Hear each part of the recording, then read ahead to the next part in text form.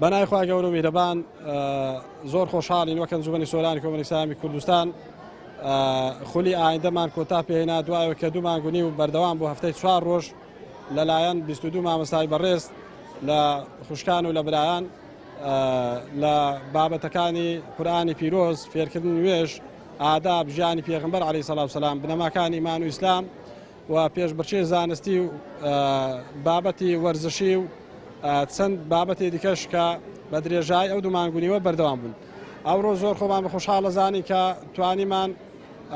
لە ئاهەنگێکی کۆتایی خەڵات و ڕێز و سوپاس و پێزانین هەم ئاراستەی مامۆستا بەڕێزەکان بکەین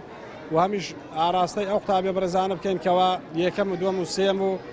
زۆربەی ئەو قوتابیانش کە بە زۆر باشە بە پلەی زۆر باشە دەرچوون. سەرەتا سپاسی مامۆستاکان دەکەین و ئەو هێندیان کە دەرسیان پێگوتین و ئەو خولیان بۆ دروستکردین زۆریان خۆ پەیماندوو کردین و ئەو دەرسی پێیان گوتین هەمووی خێرە بۆیان کردوین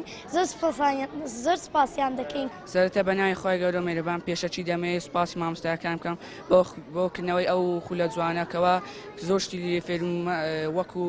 ئاداب و ڕەوشتەکانی ئیسلام و قورئان و ئینگلیزی و هیتر هەروەها دەمەوێت سپاسی ئەو کاناڵە جوانەتان بکەم کەوا ئێستا لێ قسە دەکەم و زۆر سپاس داک و باوکانشم دەکەم کەوا یارمەتیان دەم بێمە ئەو خولە و فێریشتی زۆر باش بوو.